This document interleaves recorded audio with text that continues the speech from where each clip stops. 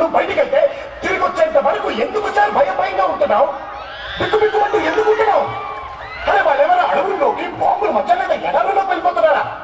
అరే మనలాంటి మనుషుల మధ్యకే కదా సార్ వెళ్ళేది. ఆడది బయటికి వస్తే చాలు సార్, సందుల్లోనూ రోడ్లలోనూ బస్ స్టాపుల్లోనూ బస్సుల్లోనూ రెస్టారెంట్లోనూ ఆఫీసుల్లోనూ పోస్ట్ ఆఫీసుల్లోనూ పార్కుల్లోనూ కాలేజీల్లోనూ ఎక్కడ పడితే అక్కడ సార్ గ్రామంతో చూస్తున్న కొన్ని వేల కళ్ళ మధ్యలో నడవాలి సార్ మన స్త్రీ. ఎప్పుడు ఎవడు ఎక్కడ ఏం చేస్తారనే భయం సార్ మనకి. ఏంటి సార్ ఈ పరిస్థితి? దరిద్రం.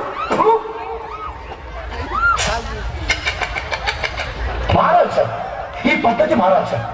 సార్ మార్పనేది ఏదో ఆకాశం నుంచి ఊడిపడదు సార్, మనము రావాలి సార్, మనందరిలోనూ రావాలి సార్. మనందరూ మనల్ని భద్రంగా కడుపులో దాచుకొని కాపాడి కని పెంచినందుకు కనీస కృతజ్ఞతగా మన చుట్టూ ఉండే ఈ ఆడవాళ్ళని గుండెలు పెట్టుకుని కాపాడుకోవాలి. శిక్షణ వేయడం కాదు సార్, మా అందరి చేత పెద్దవాళ్ళ శిక్షణ చదివించండి సార్. నా ఈ ఆటవిక అనాగరిక సమాజాన్ని తీసుకెళ్లి మళ్ళీ బడిలో వేయండి సార్, బడిలో వేయండి సార్. ఆడవాళ్ళ గురించి చదివించండి సార్, అమ్మతత్వం నేర్పండి సార్. అంతే సార్.